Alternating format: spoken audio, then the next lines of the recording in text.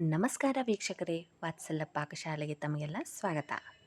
ಇವತ್ತು ವಾತ್ಸಲ್ಯ ಪಾಕಶಾಲೆಯಲ್ಲಿ ವೆಜ್ ಹೈದರಾಬಾದಿ ಇದನ್ನು ರೆಸ್ಟೋರೆಂಟ್ ಸ್ಟೈಲ್ನಲ್ಲಿ ಮನೆಯಲ್ಲಿ ಸುಲಭವಾದ ರೀತಿಯಲ್ಲಿ ಹೇಗೆ ಮಾಡೋಣ ಅಂತ ನೋಡೋಣ ಬನ್ನಿ.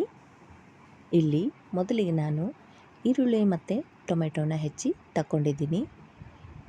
2 ಈರುಳ್ಳಿ ಹಾಗೆ 2 ಟೊಮೆಟೊ ಇವುಗಳನ್ನು ಹೆಚ್ಚಿಕೊಂಡು ಕಾಯ್ದ ಕಡಾಯಲ್ಲಿ ಸ್ವಲ್ಪ ಎಣ್ಣೆನ ಹಾಕಿ ಈರುಳ್ಳಿನ ಚೆನ್ನಾಗಿ ಬಣ್ಣ ಬದಲಾಗುವವರೆಗೂ ಫ್ರೈ ಮಾಡ್ಕೋಬೇಕು. ನಂತರ ಟೊಮೆಟೊನ ಸೇರಿಸಿ ಟೊಮೆಟೊ ಸಾಫ್ಟ್ ಆಗೋವರೆಗೂ ಇದನ್ನು ಕೂಡ ಫ್ರೈ ಮಾಡ್ಕೋಬೇಕು. ಇವೆರಡು ಫ್ರೈ ಆದಮೇಲೆ ಇದನ್ನು ತಣ್ಣಗಾಗೋದಕ್ಕೆ ಬಿಟ್ಟು ಮಿಕ್ಸಿ ಜಾರ್ಗೆ ಹಾಕಿ ಇದನ್ನು ರುಬ್ಬಿ ಪೇಸ್ಟ್ ಮಾಡ್ಕೋಬೇಕು. ನಂತರ ಮತ್ತೆ ಕಡಾಯಿಗೆ ಎಣ್ಣೆನ ಹಾಕಿ ಜೀರಿಗೆ ಹಾಕಿ ಮತ್ತು ಹೆಚ್ಚಿಟ್ಟುಕೊಂಡಿರೋ ಈರುಳ್ಳಿನ ಸೇರಿಸ್ಕೊಂಡು ಫ್ರೈ ಮಾಡಿ ಅದಕ್ಕೆ ನಾವು ಫ್ಲವರ್, ಗಜ್ಜರಿ ಇದನ್ನು ಹಾಕಿ ಚೆನ್ನಾಗಿ ಫ್ರೈ ಮಾಡ್ಕೋಬೇಕು.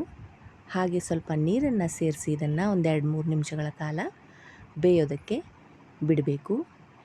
ಇಲ್ಲಿ ಗಜ್ಜರಿ ಮತ್ತು ಫ್ಲವರ್ ತುಂಬ ಹಾರ್ಡಾಗಿರೋದ್ರಿಂದ ಇದನ್ನು ಸ್ವಲ್ಪ ಬೇಯೋದಕ್ಕೆ ಇಡ್ತಾಯಿದ್ದೀನಿ.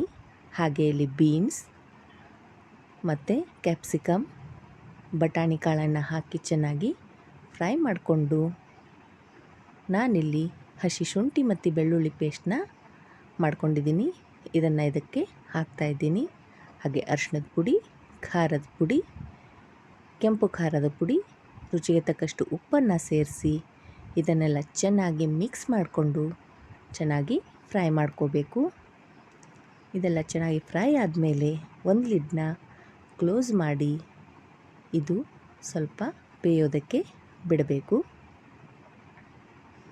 ತರಕಾರಿಗಳೆಲ್ಲ ಚೆನ್ನಾಗಿ ಬೆಂದಾದಮೇಲೆ ನಾನಿಲ್ಲಿ ಮೊದಲೇ ಪಾಲಕ್ ಪ್ಯೂರಿನ ಮಾಡಿಕೊಂಡು ಇಟ್ಟಿದ್ದೆ.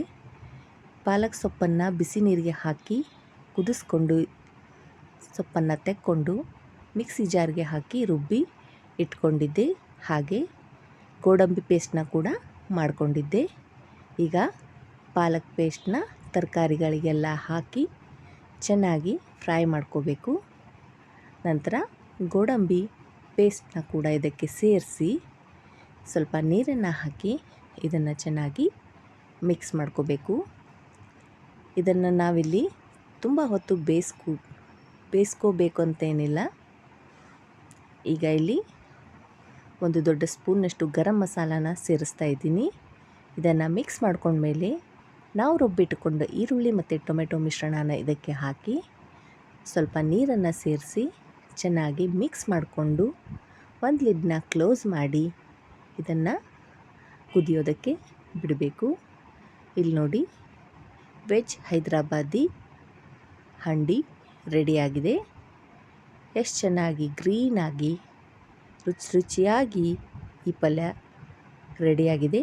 ಇದನ್ನು ನೀವು ಇಷ್ಟು ಈಸಿಯಾಗಿ ಹೋಟೆಲ್ ಸ್ಟೈಲ್ನಲ್ಲಿ ನಿಮ್ಮ ಮನೆಯಲ್ಲೇ ನೀವು ರೆಡಿ ಮಾಡ್ಕೋಬಹುದು.